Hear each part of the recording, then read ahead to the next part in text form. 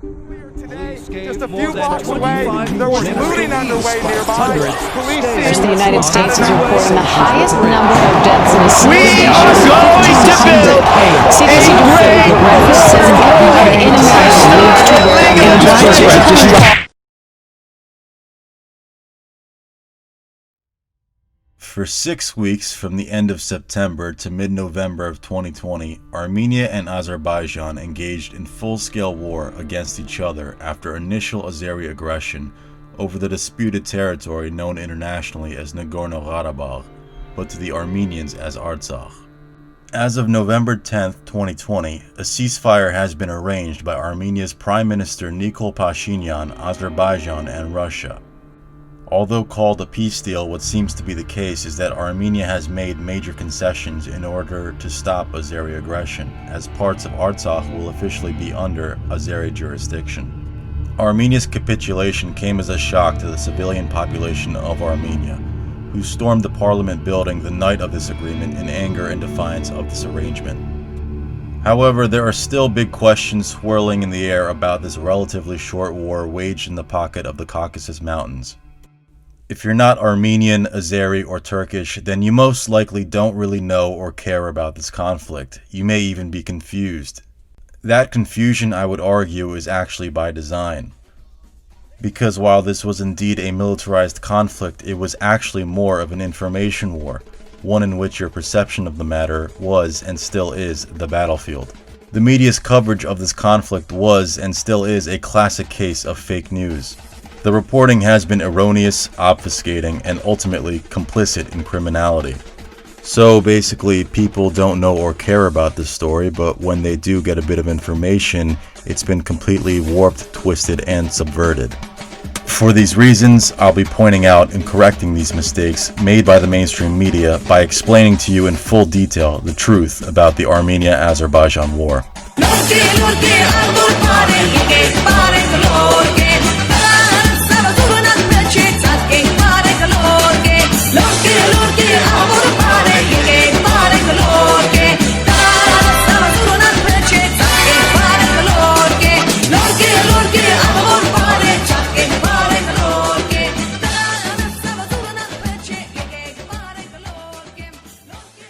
So what is this fake news narrative then?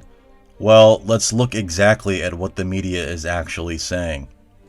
Former Young Turk and Cenk Uyghur's nephew, Hasan Piker, under pressure from his Twitch followers to make a statement, recently claimed in one of his streams that although Armenians lived in the region of Karabakh, it ultimately is internationally recognized as Azeri territory.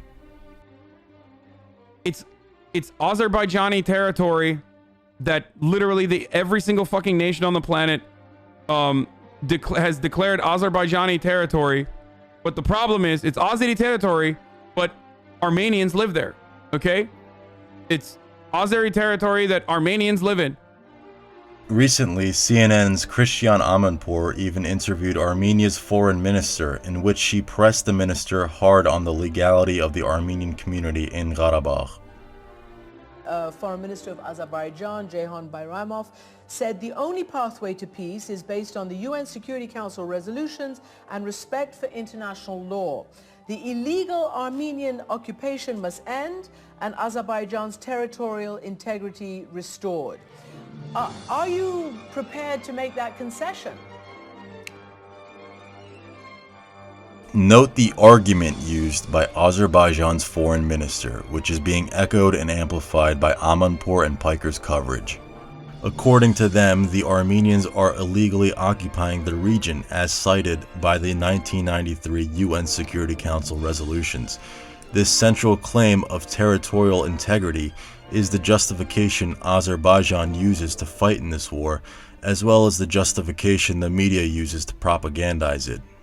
From an Armenian's perspective, one who would be knowledgeable of his or her own history, this claim is legitimately laughable in its audacity, yet it's also concerning in its widespread distribution of deceptive propagation over the airwaves. For starters, the territorial integrity unequivocally belongs to Armenia. This holds true no matter which point in the historical timeline you decide to drop the proverbial pin on. Whether we're speaking of antiquity, contemporary history, or the present day, Artsakh has always been Armenian land.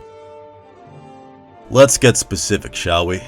Foreign Minister Ceyhun Bayramov decided to base his argument on events that occurred relatively recently, so let's take a closer look at that. The Azeris are talking about the UN Security Council resolutions of 1993. What they conveniently decided to leave out were the details that occurred before that, namely the Qarabakh movement from 1987 to 1994. November 1987. Artsakh, formerly operating as the Nagorno-Karabakh Autonomous Oblast, or NKAO for short, held a referendum that was in support of transferring the region out of the hands of the Azerbaijani SSR into Armenian SSR. On February 20th, 1988, the NKAO parliament voted in favor of this transfer, informing both the Azerbaijan and Armenian governments of their wishes. The Azeris didn't like this. On June 13th, 1988, their Supreme Council denied these wishes. However, they had no legal right to do so under the constitutional laws of the Soviet Union. A month later, on July 7th, 1988, the European Parliament adopted a resolution supporting the demands of the NKAO. With this blessing from the Western world, the NKAO Parliament announced 5 days later their secession from Azerbaijan and declared themselves an independent region of the USSR. This angered the Azeris, as they began to mount pogroms against Armenians living in Azerbaijan in November of 1988. For 3 years, Qarabakh legally operated separate from Azerbaijan under the Soviet framework as aggression from the Azeris continued. And on September 2nd, 1991, it declared itself a republic within the USSR. On November 26th, the Azerbaijani Supreme Council attempted to annul the autonomous status of Qarabakh, but the USSR's Constitutional Oversight Committee declared this decision to be unconstitutional. By December 26th, the USSR collapsed and all the former republics began invoking their right to secession and declared independence one by one. On January 6, 1992, which is commonly known as Armenian Christmas Day, Nagorno-Karabakh declared itself an independent republic. It wasn't until 1994, however, that the killing and violence subsided with a ceasefire. So what is there to learn from the 7-year time frame leading up to the collapse of the Soviet Union? Well, what we see is that the Armenians of Artsakh acted well within the legal framework of the Soviet Union to detach from Azerbaijan and reunite with Armenia proper. Since Azerbaijan itself wasn't even independent at the time, it's beyond fair for its neighbor to have pursued a course for self-determination as much as any other former Soviet republic. So they took the necessary legal steps to achieve it. The Azeris, in response, bitterly attempted to stop or impede Artsakh's course of action, but ultimately were stymied on the legal front. Not to mention, even the European Parliament was in complete support of the independence of Artsakh. One must ask, why is that? Why was the West particular to Artsakh and therefore Armenia? In contrast, why are members of the media carrying water for Azerbaijan today? Why are media figures such as Christian Amanpour and Hassan Piker so interested in citing out-of-context historical events to push false claims? Well, to get to the bottom of all these whys, we must go further in contemporary history to get more context. You see, the resolution the European Parliament adopted in 1988 echoes the general feelings and sentiments the Western world has had toward Armenia since the end of the First World War. By 1918, when the war was winding down, the Allied powers had begun to discuss how to divvy up the Middle East, particularly who got what in Anatolia. Delegations from the French, British, American, and Italian camps were overwhelmingly in agreement that Armenia should get its own independent state as compensation for the horrible atrocities they endured at the hands of the Turks during the Armenian Genocide. On May 28, 1918, the Republic of Armenia declared independence, which included both the mountains and plains of Qarabakh. This was expressly recognized by the League of Nations on February 24, 1920.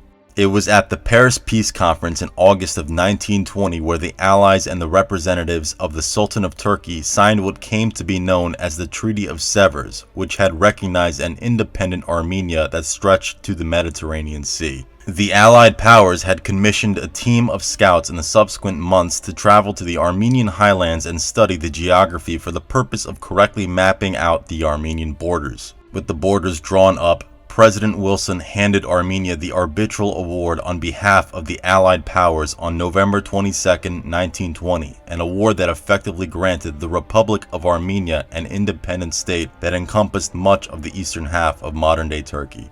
This award was considered final and binding in the canons of international law, separate from and not dependent upon the previously signed Treaty of Sevres. We'll circle back to this later. However, while the Allies were busy drawing the borders of the new Middle East, a group of separatist Turks were brewing plans of their own within the fresh corpse of the Ottoman Empire. Turkish military leader Mustafa Kemal Atatürk had rallied support to his nationalist cause, effectively siphoning off authority from the Sultan. In the month following the signing of the Treaty of Sevres, Atatürk declared war on the Republic of Armenia and attacked from the south. The Turks slaughtered, raped, and pillaged various Armenian villages, much like the Ottomans had done in the past 5 years. During this onslaught, the Bolshevik-appointed communist leaders of the Republic of Armenia aided the Turks by spreading propaganda that was designed to demoralize the population into surrender. By November 17th, the Republic of Armenia, demoralized by both Turkish forces and Bolshevik political puppets, capitulated to Turkey. 5 days later, the Allies' arbitral award took effect in Armenia, but it did not matter. The criminals had already had their way. And on December 2, 1920, Armenia was declared part of the Soviet Union. On July 23, 1923, the Allied powers and Atatürk signed the Treaty of Lausanne, which had no mention of a greater independent Armenian state. Let me make myself clear. The point I'm making here is not about the fairness or the lack thereof of the circumstances of war. This is about the legality of occupation. The argument made by the Azeri and Turkish camps today is that Armenian occupation in Artsakh is illegal, implying that they are in pursuit of justice and the right way of doing things. They are the ones pushing the legal argument to justify their aggression. But as I have been showing you, it is the Armenians who have history on their side, not the Azeris nor the Turks. We see the same pattern of events emerge here in this chapter of history. Once again, in every step of the way, the international diplomatic affairs favored Armenia's sovereignty and independence. The Allies and the reigning Sultan himself had agreed on it by virtue of the Treaty of Sevres. The arbitral award was agreed upon by the Allies, independent of any ratification by congressional hearing from any nation. But what took place? The Turks, Bolsheviks, and Azeris took deliberate criminal action to impede and prevent this decision from taking hold. They continued to surround and march on Armenian soil, stifling any hope to restore their territorial integrity. But this begs the question, if Armenia was left bereft of any hope for its survival, how exactly did it survive? How exactly is there still an Armenia, which includes Artsakh, in existence today to be fought for in the first place? Were they not finished off? Well, it would seem so, but the story does not end there. Remember when Atatürk's forces attacked Armenia from the south almost immediately following the signing of the Treaty of Sevres? Well, the Armenians had their own admired leader to rally around as well. Enter General Karekin Njdeh, a brilliant military strategist and proud Armenian. At the time, the Republic of Armenia was under pressure from the Bolsheviks to the north and Turks in the southwest to acknowledge the three southern regions of Syunik, Zangezur, and Artsakh as disputed territory. Njdeh refused to yield to this decision.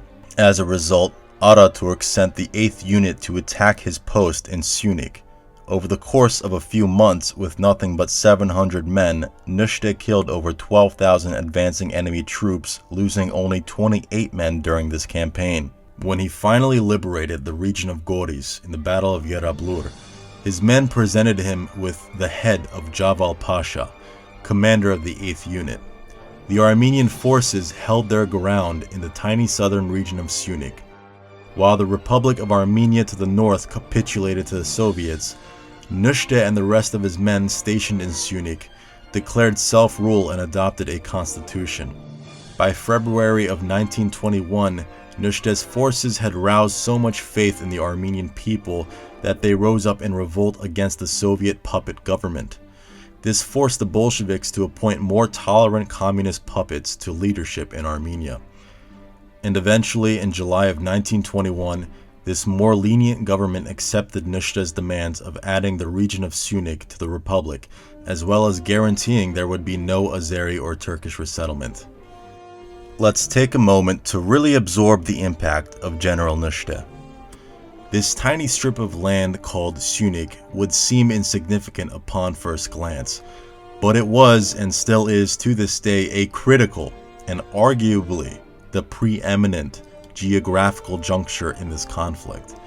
This one region was and is the only obstacle in the way of creating a land bridge that would connect Turkey and Azerbaijan, giving rise to an empire that would give them control over both the Black and Caspian Seas. Njdeh was able to prevent the emergence of a Turkish super empire with only 700 men. His fierceness is the reason the Soviets gave in and agreed to including Syunik as a part of Armenia. If it was not for him, Armenia would have been hopelessly encircled by the enemy triumvirate of Turkey, Azerbaijan, and Bolshevik Russia. And if that were to be the case, there is a good chance that what remained of Armenia would have been slowly chipped away until it ceased to exist. Now you have to take a step back here at this point in the story and ask yourself, why are the Armenians so insistent on their territorial integrity? Why won't they just give up? Where does their conviction sprout from? Before we answer that, I want to take a closer look at one of the comments of former Young Turk commentator and Cenk Uyghur's nephew, Hasan Piker. In one of his recent streams, Cenk's nephew was pressured to talk about the Armenia-Azerbaijan War. In this next clip, he'll make some remarks that are riddled with error but are so casually delivered that the significance would fly over the head of the average listener. I hate that like people constantly fucking argue over literal mountainous dirt regions with no fucking... That's the difference between America and all of these other fucking conflicts that we routinely talk about, okay? In the Middle East specifically, or in that region specifically. It's literally fucking... It's shit. It's shit. It is not... There is no fucking... It's territorial disputes over a patch of fucking dirt and shit and mountain. And people die because of it. And it's so frustrating to consider. At least when America is fucking doing genocide, they're doing it over like poppy fields and fucking oil and shit. You know what I mean? Meanwhile, motherfuckers that are literally like 2 degrees removed from one another with familial bonds, but one is a Orthodox Christian and the other one is like, I don't know what Azeris are, I guess like Muslim, are like killing one another even though they look the same and have like a nearly identical fucking culture, and they're killing one another over literally the least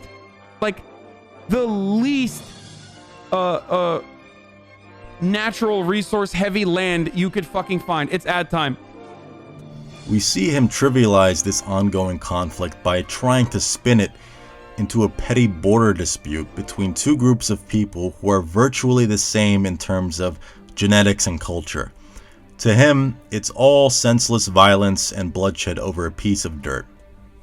But let me make this abundantly clear. Armenians are not Turks nor Azeris, racially, religiously, culturally, or linguistically.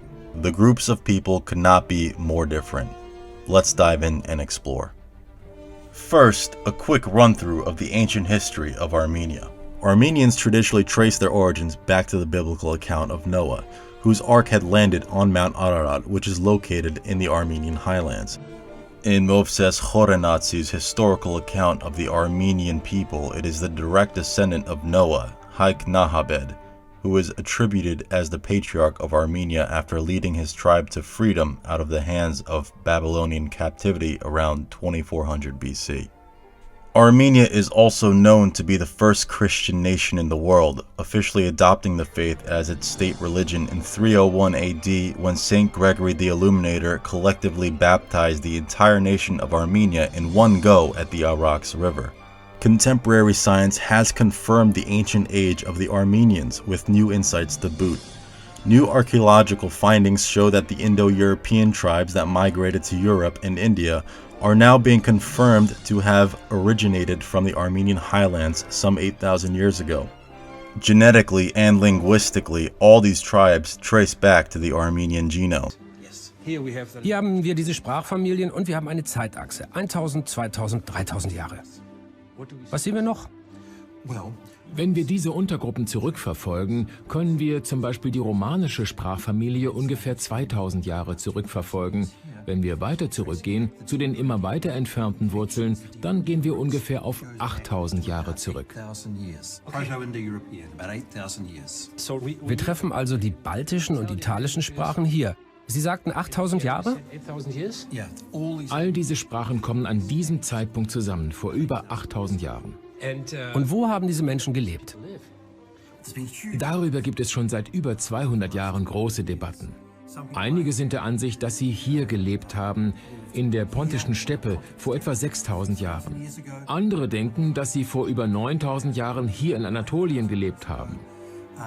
Aber wir denken, dass genetische und linguistische Beweise es am wahrscheinlichsten machen, dass sie von hier stammen, aus dem östlichen, fruchtbaren Halbmond vor ungefähr 8000 Jahren. Sie sagen also, dass unsere Sprachen aus dem heutigen Armenien stammen? Wir denken, der Ursprung liegt hier, in einem Gebiet südlich des Kaukasus, etwa in Ostanatolien, Armenien und vielleicht im Nordiran.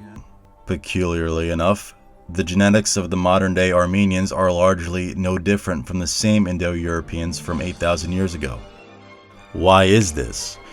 Well, geneticist Dr. Mark Haber says that it is due to Armenia's adoption of a distinct cultural identity early in their history that resulted in its genetic isolation. In other words, Armenians had a distinct and unique love of nation. But why? Where does this distinction come from? Armenians largely attribute the texture of their distinct identity to their faith in Jesus Christ. The devotion to their faith can be seen as early as 451 AD, as bishops and priests argued over Christian doctrine during the Ecumenical Council of Chalcedon. The Christian Armenians, led by the heroic Vartan Mamikonian, had to fight in a war against the Persians for their refusal to convert to Zoroastrianism. Their willingness to die for their faith became the standard certificate of authentication for every Armenian.